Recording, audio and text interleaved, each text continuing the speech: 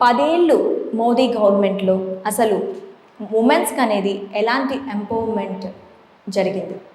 ఇంకా మేము ఎంపవర్మెంట్ చూపించాము, వాళ్ళకి చాలా విధాలుగా మేము సహాయపడ్డాం అనేటప్పటికీ కూడాను మహిళలకు చాలా ప్రదేశాలలో చాలా అంటే ఇంకా సాధికారత సాధించాలనే దీంట్లోనే ఉన్నారు.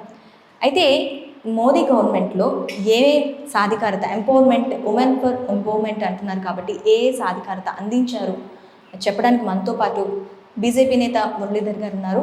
ఆయన అడిగి డీటెయిల్గా తెలుసుకుందాం. నమస్తే సార్.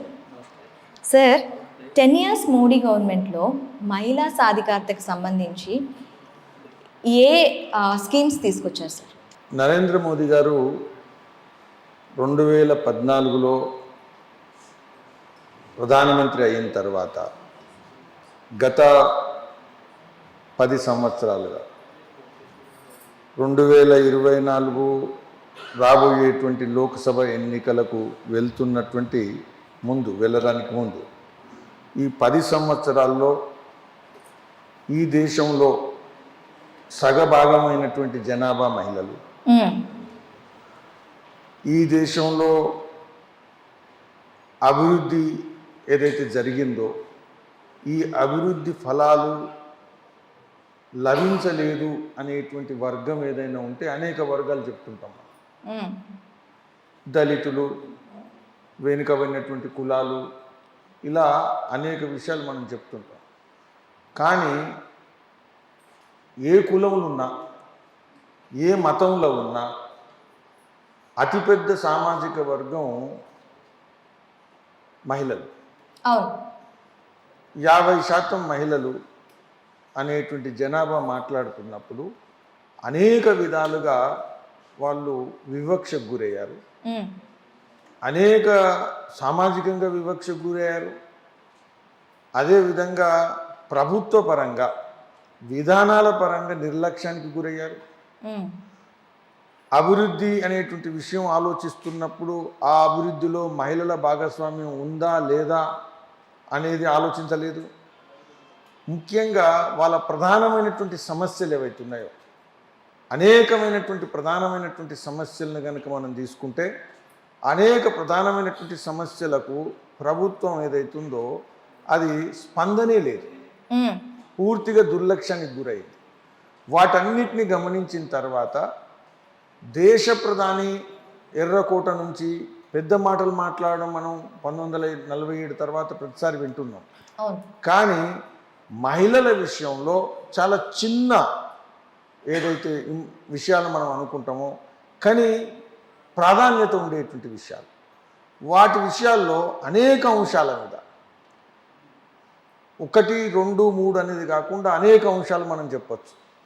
అయితే ఈ 10 సంవత్సరాల్లో ఆర్థికపరమైనటువంటి విషయాలు కావచ్చు, అదేవిధంగా రాజకీయపరమైనటువంటి విషయాలు కావచ్చు, విధానపరమైనటువంటి పాలసీ ఇష్యూస్ కావచ్చు, వీటన్నిటిలో కూడా జెండర్ బేస్డ్ కావచ్చు, లింగ ఆధారితమైనటువంటి విషయాలు కావచ్చు, అన్ని విషయాలు కూడా ఒక్కొక్క ఏదైతే మనం వర్టికల్ తీసుకుంటే ప్రతి దానిలో నరేంద్ర మోదీ గారు ప్రధానంగా ప్రత్యక్షంగా పట్టించుకొని మార్పులు తీసుకొచ్చినటువంటి అనేక అంశాలు ఉన్నాయి.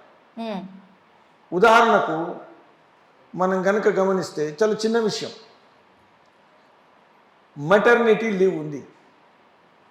మెటర్నిటీ లీవ్ ఇంతకుముందు ఏదైతే ఉందో 12 వారాలు ఉంటే దాన్ని అమెండ్మెంట్ చేసి 2017లో 26 వారాలు, అంటే అందులో కూడా 8 వారాలు ప్రీ డెలివరీ కన్నా ముందు ఇన్ని విస్తృతంగా ఆలోచించి చర్చించి సమయం విషయంలో కూడా క్రెషే కూడా ఏ విధంగా ఇవ్వాలా పిల్లలకు, వీటన్నిటిని కూడా ఒక అమెండ్మెంట్ ఏదైతే ఉందో కాన్స్టిట్యూషనల్ అమెండ్మెంట్ 2017లో చేసి మెటర్నిటీ లీవ్ను ఈ విధంగా మార్చినటువంటి ప్రభుత్వము మోదీ గారి ప్రభుత్వం. ఉదాహరణకు చెప్పారు.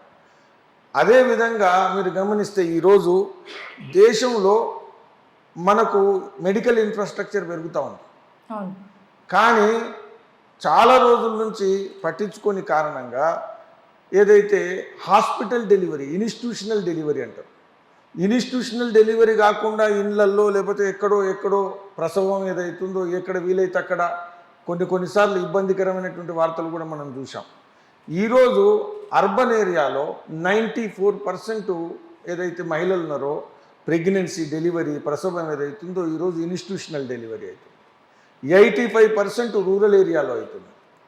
కాబట్టి అదొకటే కాదు, బేటీ బచావో బేటీ పడావో అని మాట్లాడిన తర్వాత ముఖ్యంగా మహిళల యొక్క ఏదైతే మనం బర్త్ రేట్ ఏదైతే ఉందో 1000 పురుషులకు 980 నుండే 2014లో ఈరోజు 934 పెరిగింది. అంటే కేవలం 10 సంవత్సరాల్లో. ఇది మామూలు విషయం కాదు. ఇప్పుడు ఒక అంటే పుట్టేటువంటి మహిళల యొక్క అనుపాతం ఏదైతుందో బాగా గణనీయంగా తగ్గింది. ఆ తగ్గినటువంటి దాన్ని, ఎందుకంటే దానివల్ల సమాజానికి కేవలం మహిళలకు వచ్చే ఇబ్బందులే కాదు, మొత్తం సమాజానికి వచ్చే ఇబ్బందులు ఉన్నాయి. కాబట్టి వాటన్ని కొన్ని రాష్ట్రాల్లో, హర్యానా లాంటి రాష్ట్రంలో అయితే 800 పైగా వచ్చేసింది, 900 కన్నా కిందికి వచ్చింది. వాటన్నిటిని కూడా గమనించి నరేంద్ర మోదీ గారు ప్రత్యేకమైనటువంటి ఉద్యమ రూపంలో తీసుకోవడం కారణంగా ఈరోజు సరాసరి 918 ఉన్నది 934 పెరిగింది. ఇలా అనేక విషయాలు మాట్లాడవచ్చు. రెండోది ఆర్థికపరమైనటువంటి విషయం. నేను చాలా ఇంపార్టెంట్ విషయం చెప్తున్నా. ఈరోజు భారతదేశంలో మనకు బ్యాంకింగ్ వ్యవస్థ స్వాతంత్రం వచ్చినప్పటి నుంచి ఇప్పటి వరకు నడుస్తున్నది. కానీ బ్యాంకింగ్ వ్యవస్థ వచ్చిన తర్వాత బ్యాంకులో బీద వాళ్లకు, బడుగు వర్గాలకు అకౌంట్ ఓపెన్ చేసే పరిస్థితి లేదు. మహిళలకైతే అసలు అకౌంట్లు లేని పరిస్థితి. మీరు మహిళలకు బ్యాంక్ అకౌంటే లేకపోతే ఫైనాన్షియల్ ఇంక్లూజన్ ఎట్లా సాధ్యమవుతుంది? ఒక ఆర్థికమైనటువంటి స్వేచ్ఛ, స్వాతంత్రం ఎలా ఉంటుంది? ఏదైనా ఏదైతే మనం సేవింగ్స్ ఉంటాయో ఆ సేవింగ్స్ను ఎక్కడ దాచిపెట్టుకోవాలా? కాబట్టి మహిళకు స్వాతంత్రం లేదు, మహిళకు స్వేచ్ఛ లేదు, మహిళలకు ఉనికి లేదు, మహిళలు ఆర్థికంగా ఒక స్వతంత్రంగా ఉండడం సాధ్యం కాదు అనేటువంటి అనేక అంశాలలో బ్యాంక్ అకౌంట్ లేకపోవడం అనేది ప్రధానమైన విషయం. మీరు బ్యాంక్ అకౌంట్ గురించి మాత్రమే అంటున్నారు. నిజంగా మహిళలు ఆర్థికంగా, సామాజికంగా మీరు ఇప్పుడు ఏదంటున్నారో స్వతంత్రంగా ఈరోజు మహిళలు ఉండగలుగుతున్నారా? ఇదే కదా ప్రభుత్వం చేయాల్సింది.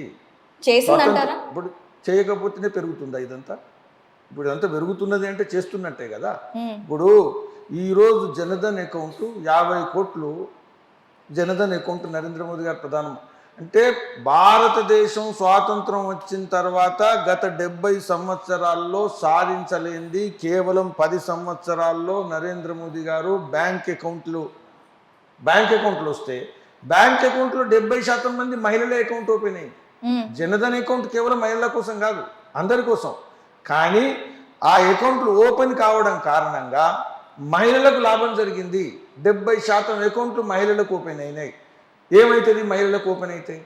మహిళలకు ఓపెన్ అయితే ఏమైందంటే ఈరోజు అనేక రకాల ప్రభుత్వాలు, రాష్ట్ర ప్రభుత్వం కావచ్చు లేకపోతే కేంద్ర ప్రభుత్వం కావచ్చు, అనేక విధాలుగా డబ్బులు మంత్లీ, నెలకు ఒకసారి డబ్బులు ఇస్తున్నాయి.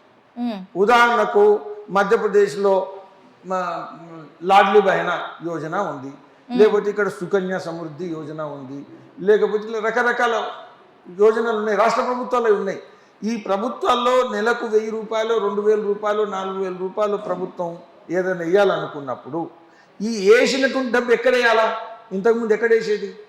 ఇంతకుముందు కలెక్టర్ ఆఫీస్కి పోయేది, ఇంతకుముందు కలెక్టర్ ఆఫీస్ నుంచి తహసీల్ ఆఫీస్కి పోయేది, తహసీల్ ఆఫీస్ నుంచి పోస్ట్ మ్యానో లేకపోతే అటెండరో తీసుకుని వెళ్ళేది. ఆ తీసుకుని వెళ్ళినటువంటి ఈ క్రమంగా ఏదైతుందో అరుగుతూ తరుగుతూ రూపాయి మహిళ చేతికి చేరేది. మహిళ ఇచ్చిన కాడ కూడా కొంత డబ్బులు తీసుకునేది. కాబట్టి మహిళలకు ఇచ్చినటువంటి ఆదాయం పూర్తిగా ట్రాన్స్ఫర్ ఏదైతుందో ఇది అకౌంటింగ్ కారణంగా మారింది.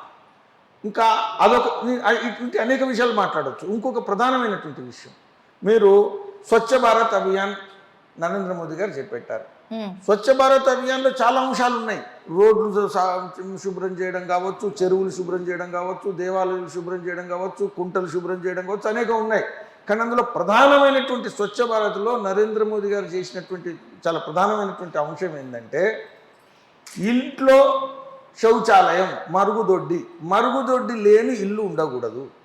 ప్రతి ఇంట్లో ఒక మరుగుదొడ్డి ఉండాలా. మరుగుదొడ్డి కుటుంబానికి సంబంధించిన సమస్య, మరుగుదొడ్డి ప్రజలందరికీ అవసరమైన విషయమే. కానీ అందరికన్నా అత్యంత అవసరమైంది, ఇబ్బందికరమైనటువంటి పరిస్థితి వచ్చేది మరుగుదొడ్డి లేని కారణంగా మహిళలకు. ఈరోజు గ్రామాల నుంచి వచ్చేటువంటి వాళ్ళందరికీ కూడా తెలుసు, మనం ఎప్పుడు కూడా రోజు సాయంత్రం 6 గంటలకు కనుక కారులో కానీ లేకపోతే మోటార్ సైకిల్ మీద ప్రయాణం చేస్తుంటే ఊర్లలో ఆడవాళ్ళు మహిళలు లేచి నిలబడుతుంటారు. ఎందుకు నిలబడతారు? వాళ్ళ సమయం క్లాక్ కూడా, బయాలజికల్ క్లాక్ కూడా వాళ్ళు సెట్ చేసుకోవాల్సి వస్తుంది. వాళ్ళు ఎప్పుడంటే అప్పుడు పోలేరు. ఈ పరిస్థితి 70 సంవత్సరాల నుంచి, స్వాతంత్రం వచ్చింది, భారతదేశం ఉంది, సెటిలైట్ పంపిస్తున్నాము, కాస్మెటిక్స్ వాడుతున్నాము, అన్ని కరెక్టే. కానీ అన్నిటికైనా చాలా కనీసమైనటువంటి ఇంపార్టెంట్ ఏదైతే విషయం ఉందో, నరేంద్ర మోదీ గారు ఈరోజు 11-12 కోట్ల మరుగుదొడ్లు నిర్మాణం చేసింది. ఈరోజు 4.5 లక్షల గ్రామాలలో మరుగుదొడ్డి లేని ఇల్లు లేదు అనేటువంటి పరిస్థితి తీసుకొచ్చింది. అయితే ఈ విప్లవాత్మకమైనటువంటి మార్పు మహిళల పట్ల, దీని కారణంగా కేవలం ఇదేదో మరుగుదొడ్డి కాదు, ఈ మరుగుదొడ్డి కారణంగా లైఫ్ స్టైల్లో డిఫరెన్స్ వస్తుంది. ఆరోగ్యంలో ఇప్పుడు ఇది కేవలం వెళ్ళే వాళ్ళ ఆరోగ్యమే కాదు, బహిర్గతంగా ఉండేటువంటి స్థలాల్లో వెళ్ళడం కారణంగా సమాజానికి ఇబ్బంది వస్తుంది. అదొకటే కాదు, నేను చిన్నప్పుడు మా ఊర్లో మా అమ్మ, మా అక్క, మా చెల్లె, మా వదిన ఇలాంటి చాలామందిని చూసేవాళ్ళం. 1 కిలోమీటరు 2 కిలోమీటర్లు వెళ్ళి నల్లా నీళ్లు కానీ బావిల నీళ్లు కానీ తోడి అవి తీసుకొని బిందెలలో పట్టుకొని రావాల్సి వచ్చేది. ఈరోజు నరేంద్ర మోదీ గారు నల్ జల్ యోజన, మిషన్ భగీరథ ఇక్కడ పేరు ఏదైతుందో, దీని కారణంగా ప్రతి ఇంటికి నల్లా, సుమారు 13 కోట్ల ఇళ్లకు నల్లాలు అంటే డ్రింకింగ్ వాటర్ తాగడానికి ఇంకెక్కడికి వెళ్ళాల్సిన అవసరం లేదు. 2-3 కిలోమీటర్లు 5 కిలోమీటర్లు నడవాల్సిన అవసరం లేదు. మహిళలు దీని కారణంగా లాభపడ్డది ఎవరు? మహిళలు. కాబట్టి అది జనధన్ అకౌంట్ కావచ్చు. ఇంకొక విషయం, ఈరోజు ప్రధానమంత్రి ఆవాస్ యోజన ఉంది. ప్రధానమంత్రి ఆవాస్ యోజన కింద 11 కోట్ల కన్నా ఎక్కువ ఇల్లు మనం మూడు కోట్ల ఇల్లు కట్టారు. ఇంకో 2 కోట్ల ఇల్లు ఇప్పుడు మొన్న బడ్జెట్లో పెంచడం జరిగింది. సో ఈ దేశంలో ఒక ప్రభుత్వం స్వాతంత్రం వచ్చిన తర్వాత బీద వాళ్లకు అనేక మంది మనం కడుతున్నాం, కానీ ఇల్లు లేనటువంటి వాళ్ళకి ఇల్లు ఉండాలి. ఇల్లు ఉండడం అనేది అందరికీ అవసరమే, కుటుంబానికి అవసరమే. కానీ ఇల్లు ఉండడం అందరికన్నా ఎక్కువ లాభించేది ఎవరికి? మహిళలకు. ఎందుకంటే ఇల్లు అంటే మహిళ, మహిళ అంటే ఇల్లు మన దేశంలో. కాబట్టి ఇల్లుకు ప్రధాన కేంద్రం మహిళ. మహిళకు ప్రధానమైనటువంటి అవసరం ఇల్లు. కాబట్టి 3 కోట్ల ఇల్లు 10 సంవత్సరాల్లో నిర్మించినటువంటి దేశ ప్రధాని నరేంద్ర మోదీ. ఇలా చెప్పుకుంటూ వెళ్తే అనేక అంశాలలో కూడా మహిళలకు మార్పు స్పష్టంగా కనబడేటువంటి అకౌంటబుల్ గవర్నెన్స్ ఇచ్చినటువంటి ప్రభుత్వము మోదీ గారి ప్రభుత్వం.